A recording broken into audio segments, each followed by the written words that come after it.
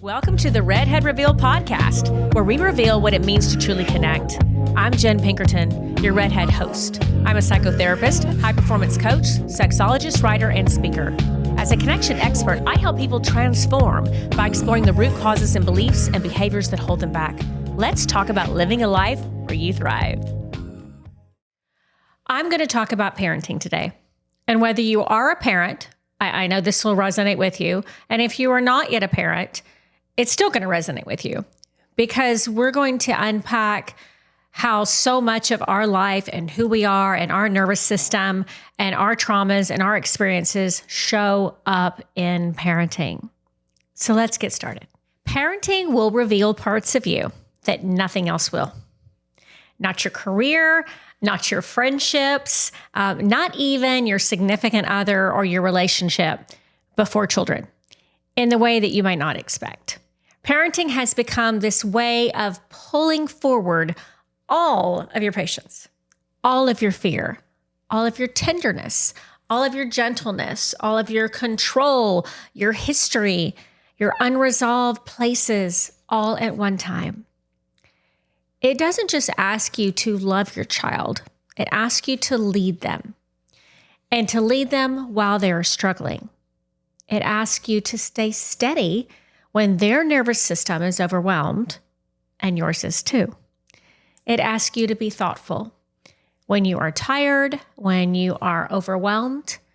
It asks you to be grounded when you're triggered and intentional when everything else inside of you absolutely wants to react quickly. Not respond, but react. It asks you to become aware of yourself in a way that few other roles in life ever will. And if you're doing that alongside a partner, then it's going to ask something even harder. Because now it's asking you to do all of that while someone else is doing it too and doing it completely differently right next to you. That is where so many couples began to feel the strain. So before children, differences between partners can look very different. They can feel manageable, and they're going to oftentimes even be complementary. You might feel as though y'all are really in line about a lot of things. One person may be more structured, while the other person is more spontaneous. One person may be more emotionally aware or expressive, while the other person is a little bit more reserved. One person might prefer plans and predictability, while the other person leans into spontaneity and values flexibility and flow. In many relationships, those differences initially feel like balance. It actually feels like attraction. And you might even admire them in each other. You might say, yeah, they help me slow down, or maybe they help me not be so rigid, so structured, or maybe they bring out even a softer side of me, or they balance me out. So before children, those differences can feel interesting. They can feel almost exciting, and they're definitely attractive, and they're even helpful. But once children enter the picture, those same differences can oftentimes stop feeling like balance, and they start feeling like conflict. So what once felt complementary now begins to feel contradictory. It begins to feel as though it's a problem because those differences are no longer just about personality. Now they're showing up as parenting and parenting decisions. And they're showing up in real time in very highly emotionally charged moments when a child is dysregulated, when you're dysregulated, when a child is disrespectful, when they're exhausted and you're exhausted, when they're anxious or overwhelmed, or even when they're pushing against a limit that you have set. So now those differences become decisions about discipline. They're decisions about what your tone of voice sounds like, decisions about bedroom routines, screen time, even emotional expression, respect, independence, and protection. And of course, expectations. So suddenly the question is no longer, we're different, or why are we different? The question becomes, which way is right? The way they're doing it or the way I'm doing it? So one parent says that behavior is not okay. And what you're doing is not okay. And there needs to be some structure and there needs to be consequences. And this is the way we're going to approach it. While the other one might say, well, wait a minute, they're just overwhelmed. And what they need is actually right now to be grounded, to be understood. They need understanding from us. And one parent is thinking about responsibility and long-term impact and childhood development, while the other is thinking about this emotional safety in that present moment. Or, maybe one is thinking about the future adult and what kind of man or woman they're going to be. And the other's thinking about the child standing right in front of them right now. One might be focused on resilience and aptitude, and the other one might be focused on tenderness. Both are absolutely trying to protect something, and they're trying to protect something important. But when those instincts are not integrated and they're not this cohesive mix between the two people, then they begin to feel like opposing forces rather than this complementary set of strengths. Over time, parenting can begin to feel like this subtle tug of war between two partners instead of a partnership. Sometimes this tension is quiet and maybe even invisible. It might be a look that's exchanged across the room. It might be a heavy sigh after a decision's made. It might be a parent softening as a consequence soon as the other person walks away from the experience, or maybe right after a correction's delivered in front of the child that leaves one adult just feeling undermined and feeling bad, and the other person might feel alone. So sometimes it can then be much louder. It then shows up as arguments, as escalation after bedtime, repeated fights about the same issues over and over again. And then, of course, resentment builds. Resentment about who's carrying the emotional load, who's doing the weight. And then there's a quiet loneliness, a feeling like you're parenting next to someone instead of with them. And you might not even recognize who they are. You may begin to think, I am the only one holding structure here. Or I'm the only one protecting our child's heart, our child emotionally. Or maybe I'm the only one who sees what this is doing to them, the harm it might be causing them, how it's affecting them. Or why does it feel like we're not on the same team? So when parents get in that place, when these thoughts start to settle in, then parenting becomes not just difficult, but now it's really heavy. And now it's affecting the relationship. We're outside of the parenting children bubble. And while all that is happening between the adults, something equally important is happening within the child. So even if nothing is said out loud, and even if you learn how to hold your words until you're alone, even if you believe that you're hiding all the tension, well, children feel it.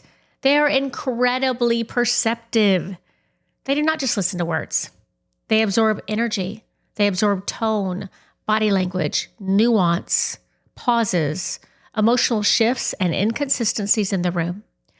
They are highly, highly empathic at that age, and they notice when one parent says no and the other parent says yes. They notice when one parent disciplines and the other rescues. They notice when the emotional tone between both of the adults in the room has become sharp or even cold or uncertain. They may not always really understand what's going on, but they get this feeling and they feel it in their body. And children are constantly, often even unconsciously, asking this one central question: am I safe here? Not just physically safe, but emotionally safe, relationally safe, and safe at the level of their nervous system. It's the same thing that adults do, and it starts very young. And the answer to that question is, it's not determined by what you say in a single moment. It's not this one moment where you might have said something you regretted. It's determined by what they experience repeatedly. It's the consistency, it's the messaging and the modeling over time. So this is why it is so very important to understand that the issue is not that you parent differently, and it's really not even that you're perfect at all. The issue is that when you have those differences and they become division, we have to look at that differently. Because parenting is not about being the same. It's about being aligned.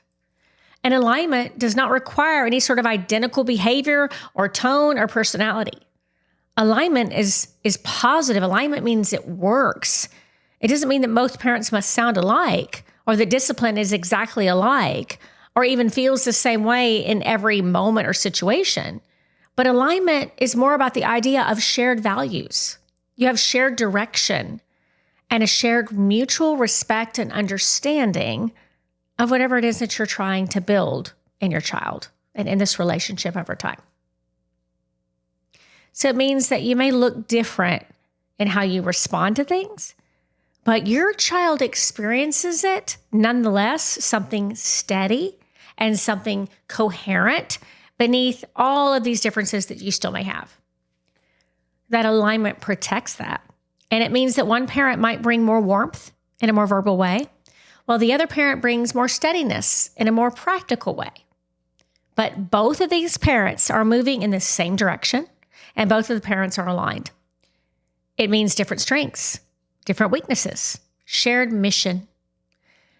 Because your child is not organizing themselves around your intentions. They don't know what your intentions are. They're instead organizing themselves around your patterns and what you show them, what they see. It's the old monkey see, monkey do. Children don't develop based on what you mean. They develop based on what they repeatedly experience. And that will never change. What they live inside of becomes what they internalize. And what a child consistently experiences clarity when they start to always see emotional safety and steadiness and leadership, then their nervous system feels calm. It begins to settle. And when they experience unpredictability, the opposite side of that, or contradiction, or great tension, or conflict and arguing between their caregivers, their nervous system goes offline. It adapts in another way. And that adaptation may look like anxiety. It might look like defiance. It might look like people-pleasing or emotional shutdown or even perfectionism. Hypervigilance is there. Control is even there. But underneath every one of these behaviors that I'm listing off for you, there is this same fundamental question. Is this environment safe enough for me to relax into who I am? No different than you feel at the age you are right now. And the answer to that question is not formed in one moment. It's formed across all these thousands of small interactions. It's kind of like, have you heard in maybe relational therapy, death by 1,000 cuts? It works all the same way with kids too. It's shaped by tone and eye contact and emotional availability and the predictability of boundaries, which are so important, and the way mistakes are handled, the way repair is done, the way stress is managed.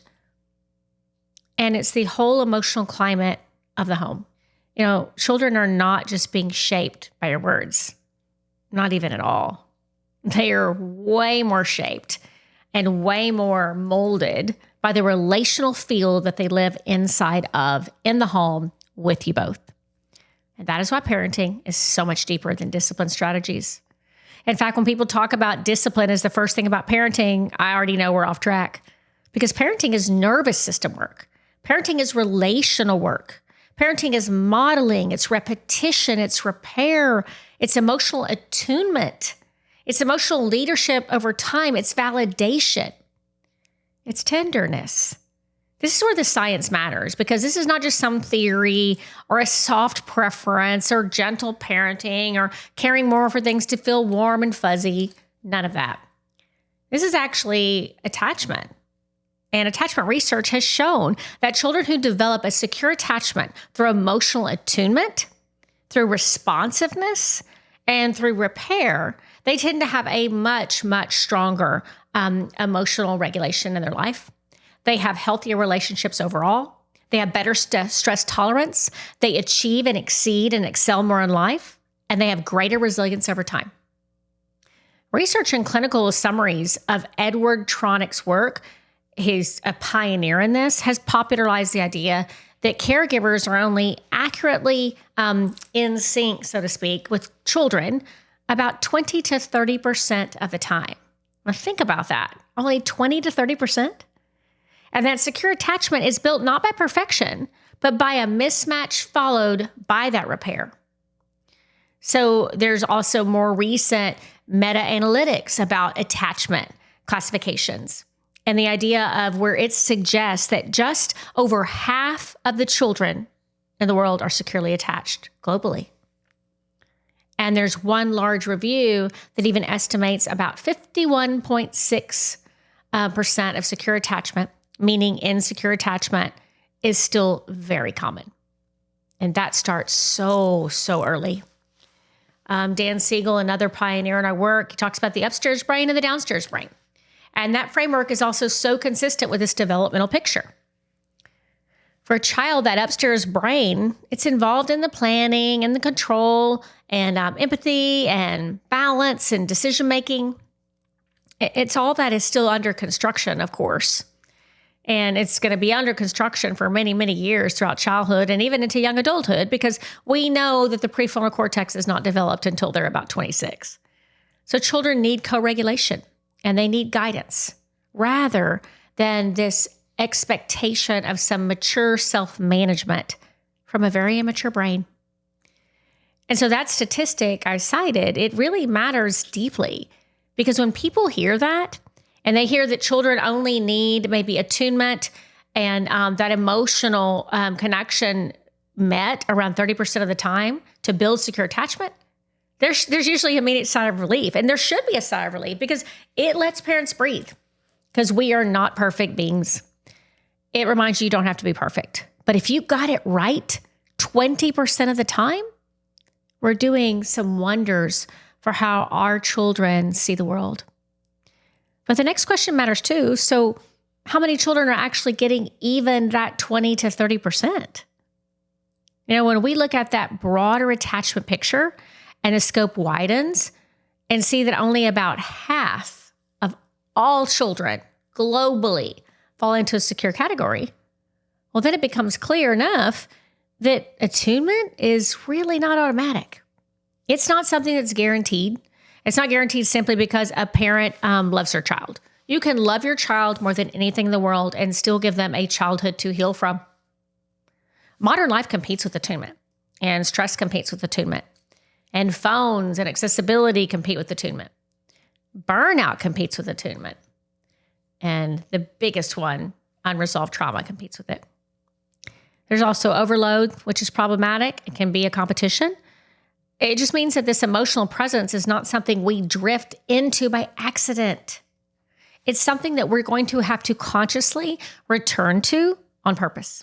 And that right there is why emotional attunement, validation, and correction and connection are not extras in parenting. They are the foundation. And when I say correction, I'm not talking about correcting your child. I'm talking about correcting and repairing what you've done. And this is not the nice soft part, where then you do the real work of discipline later. This is a context in which all of the real work actually becomes effective. It's all combined. Because if you don't have connection, correction from a discipline standpoint does not land. It will never land. Without attunement, boundaries are going to feel like rejection. And without validation, children are way more likely to internalize shame. And internalize that shameful feeling instead of developing what would be their natural understanding of the world and their worldview. Children don't even need their feelings fixed as much as they need their feelings felt. So they need that experience and that their internal world is not too much, that they're not too much, that they're never a burden, they're not an inconvenience to you, and they're not a threat to connection. They need room for their feelings. They need space for their feelings and the repeated experience over and over again that feelings can exist without the relationship disappearing. So it doesn't matter what they feel, mom and dad still love them. No matter what they do, mom and dad still love them. And it doesn't mean that every feeling becomes the boss. It doesn't mean that feelings are going to decide rules. You can do both. You can have rules and structure and boundaries, but still be there to feel and meet your child where they are when they're upset. It means that emotions are always acknowledged. It means that emotions matter, and then behavior can be guided. A parent can absolutely say, I understand that you are so furious right now, but I still will not let you hit. A parent can say, I can see how disappointed you are, honey. But the answer is still no.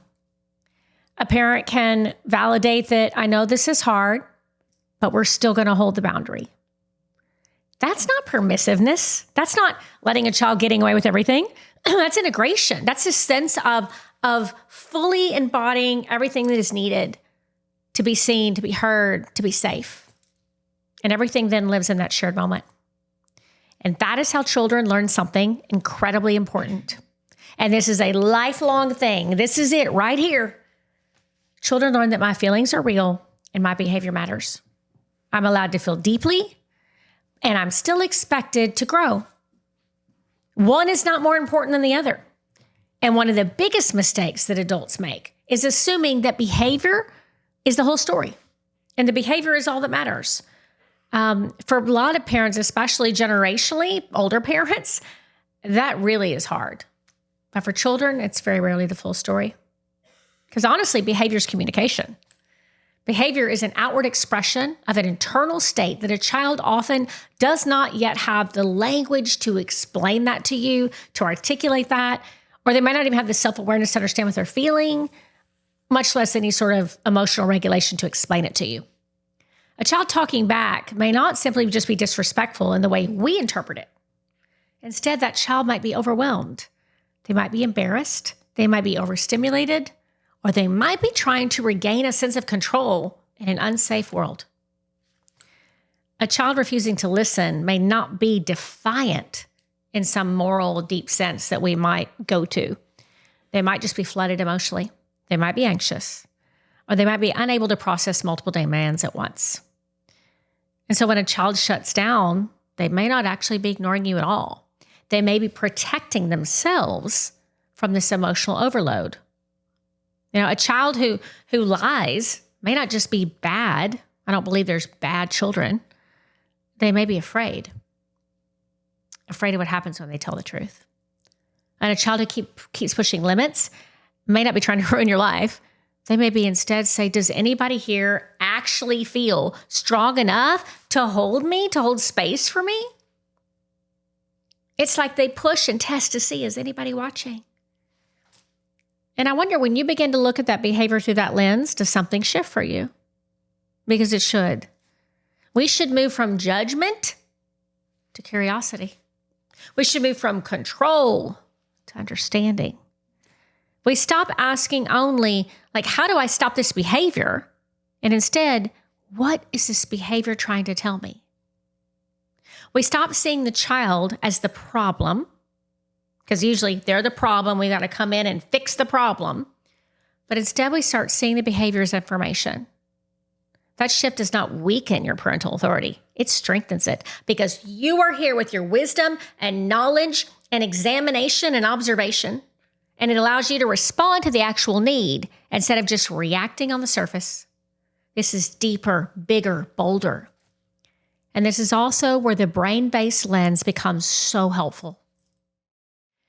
Earlier, I mentioned Dan Siegel, and if we think about his language here, he talks about when children are calm, connected, and organized, they can access so much more of that upstairs brain, meaning that their entire capacity for reasoning and for impulse control and for empathy, as well as flexible thinking, becomes activated. When they're overwhelmed and they're angry and they're frightened and they're ashamed, or they're just emotionally flooded, then they're going to shift into much more of a reactive downstairs brain place. And in that state, in those moments, their brain is prioritizing survival, emotion, and instinct over reflection and logic. That means that timing matters so much and state matters so much, because a dysregulated child is not in a position to receive some long-lasting, nuanced lecture with so many details, this explanation, being in the hot seat for an hour, a demand for mature reasoning. You can't expect them to show up like an adult. They're not adults. In those moments, connection must come before correction, because regulation must come before reflection. So where I want to wrap up with this is that children are not going to learn anything from lectures. They're going to learn from what they witness. This does not mean that we're not disciplining our children. It does not mean that we don't have consequences for our children. But what it means is the entire way you invoke discipline and consequences and boundaries and structure is done with attunement, with validation. That is together. It's part of it. It's in those examples I gave you. One does not work without the other. And I have so much more I want to express about this, so I'm going to have to do a part 2. So stay tuned for a continued conversation about this. But I want to leave you with, this is your chance as a parent. This is your chance to create this entire blueprint for your child's entire emotional state the rest of their life. You giving them a sense of attunement and validation, and you building emotional safety in their world and their life will shape how they are with every other relationship they have. And this is so very important. So I hope this reached you, and stay tuned for part 2, where we'll go a little bit deeper into the concept. Best and rest.